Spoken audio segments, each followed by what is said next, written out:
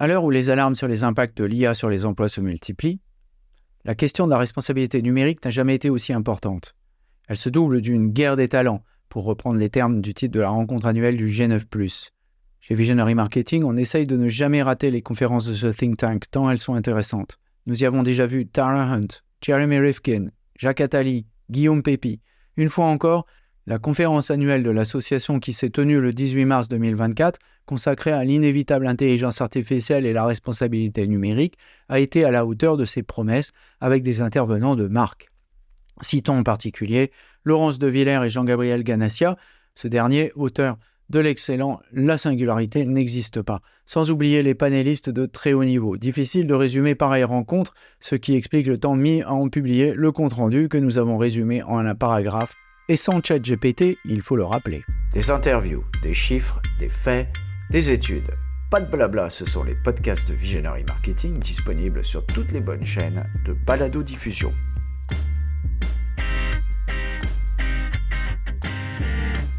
Bonjour et bienvenue dans les podcasts de Visionary Marketing, je suis Yann Gourvenec. Le sujet du jour, l'IA à l'heure de la responsabilité numérique avec le G9+, et sa conférence annuelle qui a eu lieu le 18 mars 2024.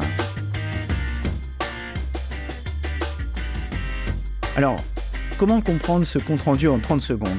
Et je précise que c'est un résumé 100% humain. Premièrement, il faut se méfier des manipulations derrière ces outils d'IA qui fonctionnent comme des boîtes noires et ne pas croire aux miracles ni aux menaces de cette, ouvrez les guillemets, bombe atomique de l'IA générative. Au contraire, il faut s'efforcer de la comprendre dans ses fonctionnements autant que dans ses biais. Deuxièmement, il faut refuser le technosolutionnisme et son fantasme de la solution parfaite. Il faut au contraire embrasser l'IA, mais de manière responsable et inclusive. Troisièmement, l'IA générative n'est probablement pas capable de remplacer l'humain, ce qui n'empêchera pas son utilisation dans les entreprises. Il ne faut pas avoir peur, mais monter en compétences. Quatrièmement, la formation à l'IA est réclamée par tous, sauf par un des participants. Elle est aussi recommandée par le rapport au gouvernement de mars 2024. Mais ne faudrait-il pas plutôt chercher le sens à donner à ces outils, au lieu de foncer sur leur utilisation ? Cinquième point, il faut accompagner le développement de l'IA et s'y intéresser, mais le faire de manière responsable. Sixième point, certains cas d'usage de l'IA générative, par exemple, dans la traduction simultanée, paraissent très logiques. Il faudra cependant du temps pour être capable d'en mesurer les bénéfices et l'efficacité. Septième point, et encore, à supposer que ces dernières soient avérées, ce n'est pas parce qu'une technologie est efficace qu'elle est acceptée par tous, loin de là. Huitième point, attention aux abus numériques. Il convient d'utiliser l'IA de manière responsable, ce qui implique de faire la différence entre éthique, droit et normes. Armé de prudence, vous pourrez accueillir les nouveaux talents, mais toujours rationnellement. La rencontre annuelle du G9+, s'est tenue le 18 mars 2024. Elle a débuté par une intervention courte mais percutante de Laurence de Villers, professeure d'IA à la Sorbonne qui s'est donné pour mission de démystifier l'intelligence artificielle prédictive et générative. Sa démonstration a commencé par une métaphore, celle du bunraku japonais, ce théâtre de marionnettes où certains des manipulateurs sont vêtus de noir et cachés du public. Ici, ChatGPT est la marionnette, nous dit-elle, mais je ne suis pas d'accord avec le fait que l'intelligence artificielle soit marteau, nous a-t-elle dit, car il y a OpenAI en noir qui peut manipuler les réponses. Par marteau, il faut comprendre un simple outil. Un premier élément de réflexion sur ce thème de la responsabilité numérique de ces outils dits génératifs, car la boîte noire n'a toujours pas été ouverte au point que même des chercheurs, pourtant à l'origine des travaux sur les réseaux de neurones comme Jeffrey Hinton, avouent ne pas comprendre comment cela fonctionne, ce qui n'est pas spécialement rassurant. Le bunraku, également connu sous le nom de Ningyo Joruri, vous m'excuserez ma prononciation du japonais, est une forme de théâtre de marionnettes traditionnel japonais qui nécessite 2 ou 3 marionnettistes vêtus de robes noires. Dans la plupart des traditions, tous les marionnettistes portent également une cagoule noire sur la tête, mais le National Bunraku Theatre laisse le marionnettiste principal sans cagoule. C'était une définition simplifiée dont la source était japanguide.com et Wikipédia. Il y a une chose à comprendre, a poursuivi Laurence de Villers, c'est que les transformers sur lesquels sont basées les IA génératives s'appuient sur l'hypothèse distributionnelle de James Rupert Firth, 1957. un linguiste britannique, célèbre pour avoir édicté le précepte suivant: on reconnaît un mot par ses voisins. Alors en anglais, you shall know a word by the company it keeps. À cela, on ajoute les algorithmes qui nous permettent de tokeniser, c'est-à-dire de découper toutes les phrases en petites unités minimum, nous dit Laurence. Pour bien comprendre le système de base sur lequel se fondent les IA génératives, je vous invite à écouter la démonstration brillante de notre confrère Thomas Gerbeau qui vous explique le fonctionnement des Ngrams. C'est assez bluffant. En fait, vous verrez qu'on compose des textes depuis les années 50. D'ailleurs, j'avais déjà signalé cette chose-là au travers d'une émission de France Culture du 21 octobre 2023, Science Chrono, qui expliquait comment on avait produit le premier poème basé sur les écrits de Victor Hugo avec un ordinateur en 1957 aussi. Ce qu'il faut comprendre avec ce principe de la tokenisation, nous dit Laurence de Villers, c'est qu'on perd ses sources, ce qui oblige à les rechercher par la suite. Et si l'on ne fait pas ça, nous dit-elle, le système risque de les réinventer. Une petite expérience menée en fin de billet vous en fera la démonstration. Par la suite, on peut faire varier les réponses de ces modèles avec ce que l'on appelle des températures, ajoute-t-elle. Il y a des réactions un peu partout, des demandes de moratoire, on nous annonce une bombe atomique, nous dit-elle, mais selon elle, ce qui est important à comprendre, ce sont les paramètres, comment ça marche. Tel est sans doute le premier point de responsabilité numérique, celui de la compréhension d'un phénomène dont, je cite, la vitesse de transformation a été terrible, car nous ne sommes pas assez éduqués sur le fonctionnement de ce système, son multilinguisme, le respect de la diversité culturelle et la géopolitique, et nous transférons à ces machines des affects et des qualités morales par anthropomorphisme. Voilà qui est envoyé. La soirée s'est poursuivie avec 2 tables rondes, dont la première intitulée « IA et guerre des talents ». Commençons par la première, qui rassemblait autour de Luc Breton, Axel Sipel, ingénieur, conférencier et auteur, Véronique Torner, présidente de Numéum, Henri Pideau, DSI de la SNCF, Laura Letourneau, le conseillère experte et auprès du Premier ministre, mais s'exprimant en son nom propre dans cette conférence, et Christelle Guillain, Head of Transformation and Talent, groupe BPCE. Il est assez facile de faire peur avec l'intelligence artificielle, a déclaré Axel Sipel, et en cela il a raison. Il semblerait que beaucoup de mauvais prophètes s'en chargent en ce moment. Selon lui, cette IA censée reproduire artificiellement l'intelligence humaine, notre grande valeur, je reprends ces mots, est source de questionnements légitimes. Néanmoins, il ne faut pas faire peur pour rien, ajoute-t-il, pour nous rassurer. Axel Sipel fait remarquer que l'outil qui prétend se substituer à son utilisateur n'est probablement pas à la hauteur de ce défi.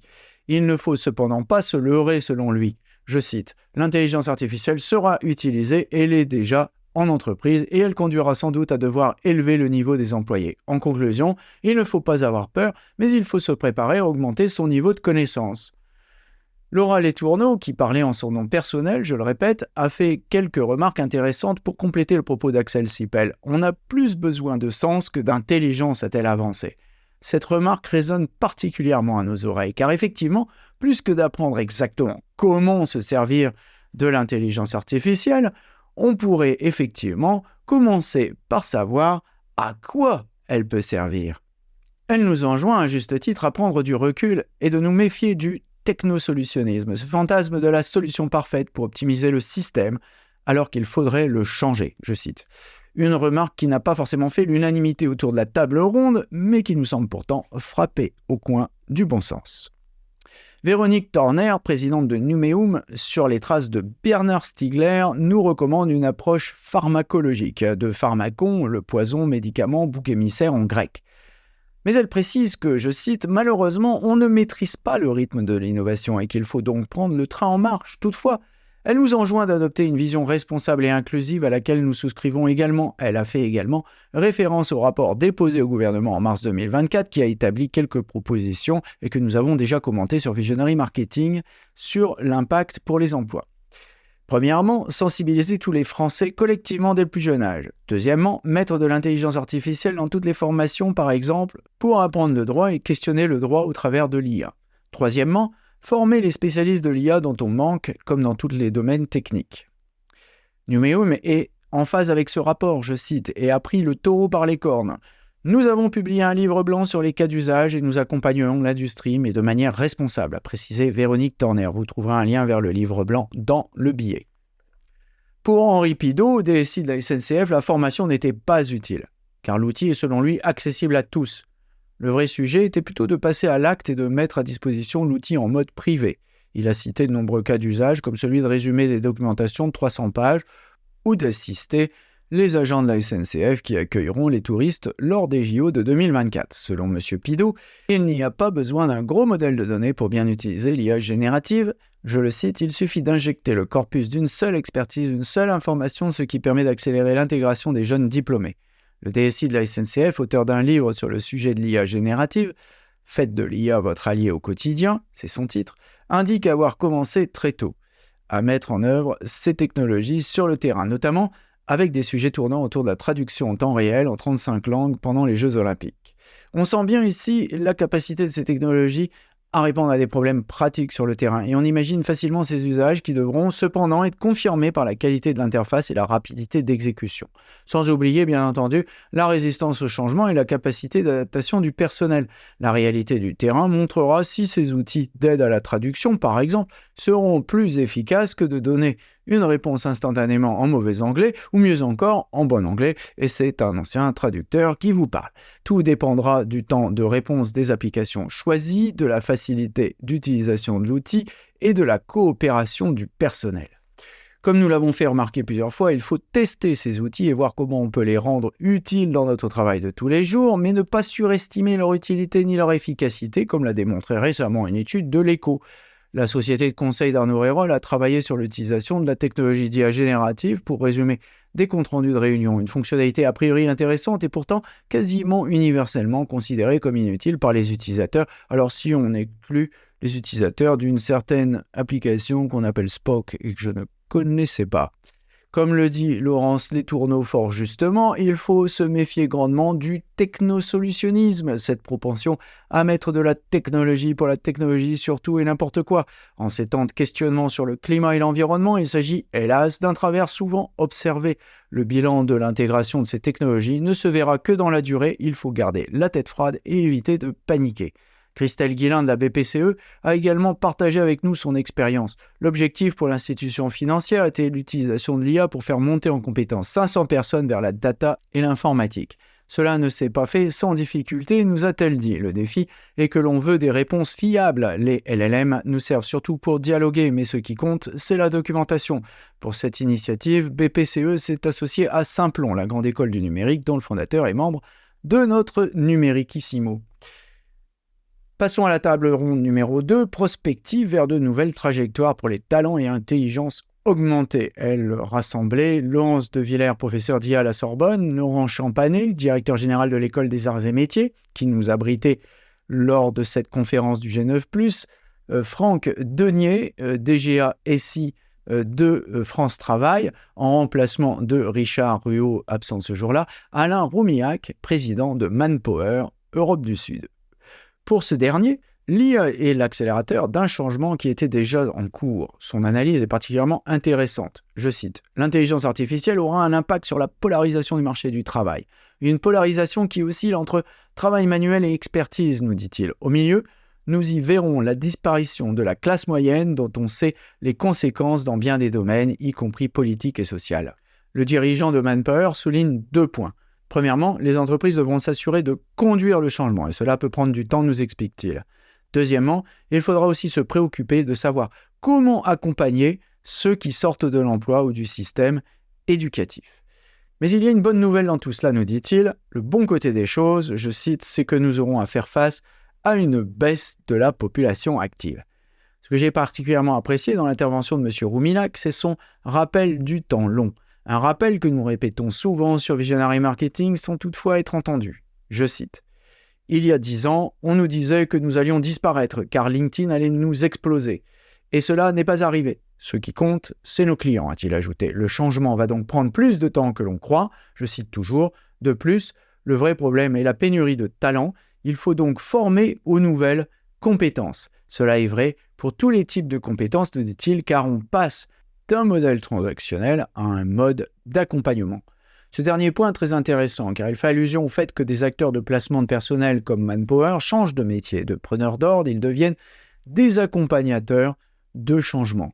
Car bien souvent, les compétences venant à manquer, il faut non seulement trouver le personnel, mais le former pour faire en sorte qu'il puisse être placé dans les entreprises clientes. L'IA générative ne fera pas plus disparaître ces métiers que LinkedIn il y a 10 ans, ce qui n'empêche pas une évolution du marché inévitable et en mouvement. Et pour cela, nous vous envoyons à nos analyses sur les emplois et l'impact de l'IA, et aussi le fait que 85% des jobs de demain n'existent pas aujourd'hui est un poncif et une mythologie. Cette problématique de la formation ne touche pas que les entreprises du secteur de Manpower. Les écoles de formation comme l'École nationale supérieure des arts et métiers, désormais renommée Arts et métiers ParisTech, dont Laurent Champanet est directeur général, se saisit également de cette problématique. Notre problématique, dit-il, est le cadre augmenté. Notre rôle est de former des cadres à être plus performants. Cela reste de la formation technique, nous dit-il, mais on voit peu d'entreprises investir sur cela. Une remarque qui interpelle. France Travail aussi s'est aperçu que le numérique était une compétence de base. Mais là, on a senti un grand décalage entre le monde du futur tel qu'il transparaissait dans cette conférence et la situation décrite par l'entité publique chargée de fournir des emplois aux personnes sorties du monde du travail. Nous avons des personnes qui ne renseignent pas leur profil, des entreprises ne renseignent pas leurs offres non plus. Les dispositifs ne sont pas si efficaces, nous en sommes au début de l'histoire, nous a déclaré le représentant de France Travail. Il y a certainement un gros rattrapage à faire, même si Michel Bon, il y a déjà près de 30 ans, avait fait faire de grands progrès à l'institution. Il y a aussi certainement un grand décalage de vue, comme le décrit M. Roumillac, entre les manuels d'une part et d'autre part les profils experts. France Travail est sans doute plus exposé au premier, mais à l'inverse, les cols blancs, nous d'ailleurs, ont peut-être tendance à imaginer un monde plus avancé qu'il n'est réellement et où les métiers intellectuels ne sont pas la norme. Nous avons d'ailleurs dénoncé ce décalage dans un article précédent. 85% des jobs de demain n'existent pas aujourd'hui. Est-ce vrai ? Mais le vrai problème est-il de se former à tout prix à l'intelligence artificielle ? Laurence de Villers a mis les pieds dans le plat à ce sujet. Le vrai problème est de faire des applications véritablement utiles, nous dit-elle. Alain Roumillac a abondé dans son sens. Ce sujet du sens est primordial. Qu'est-ce qui va véritablement nous rendre plus efficaces demain ? Une interrogation que nous posons également régulièrement dans nos colonnes. Mais l'utilité et l'efficacité ne sont pas le seul ingrédient de la réussite. Il faut aussi compter sur la résistance au changement.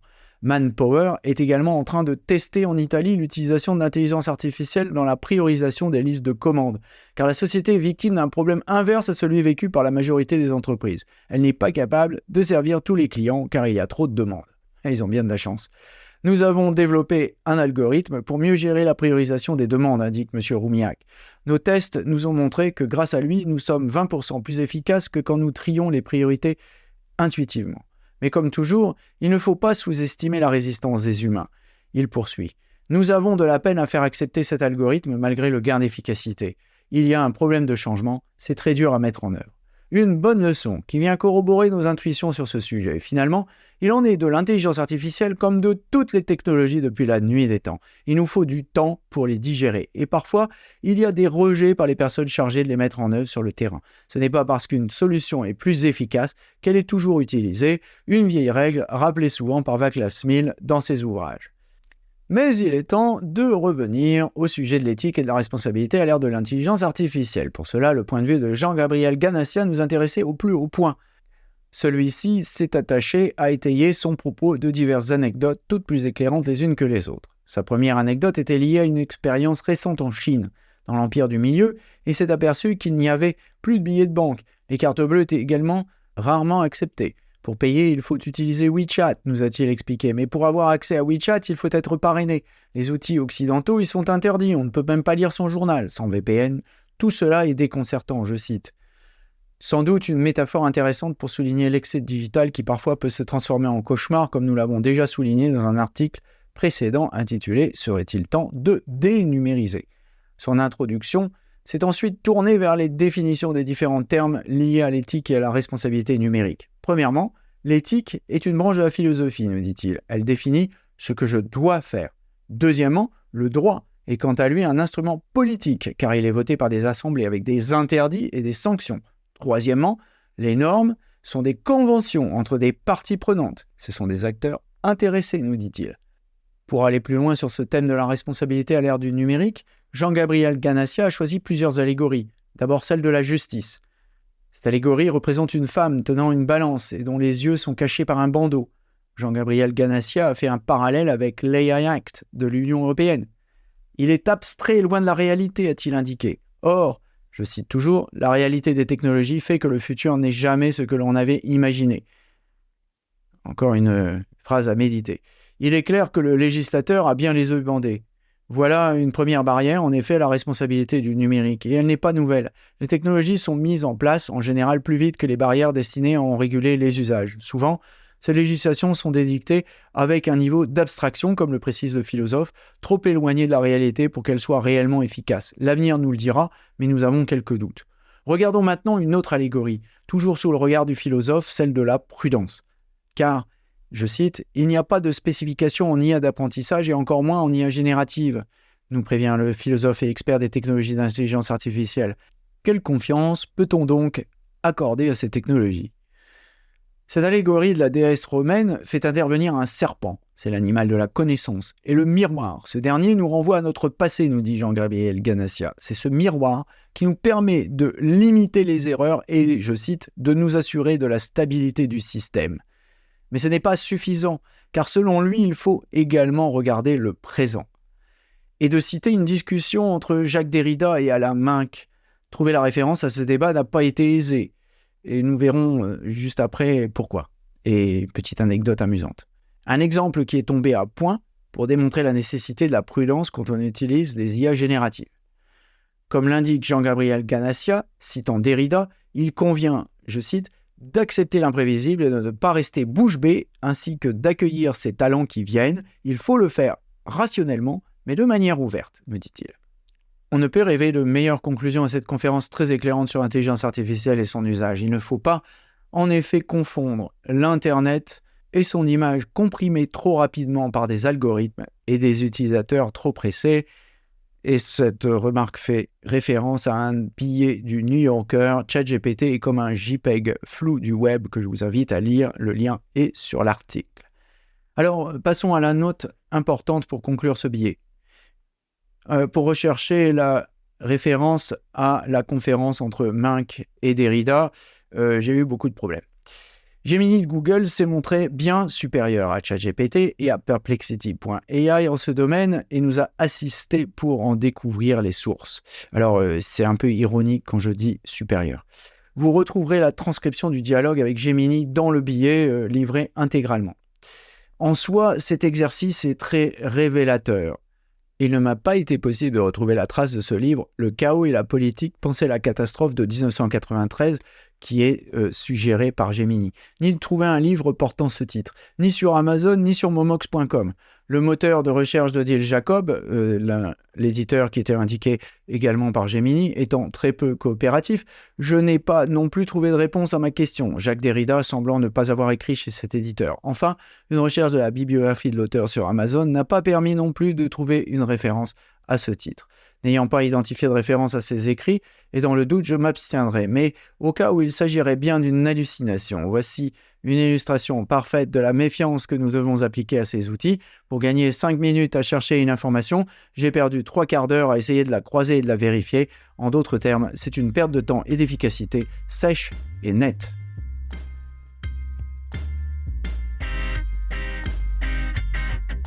Surtout, n'oubliez pas de mettre une bonne note à ce podcast si vous l'avez apprécié.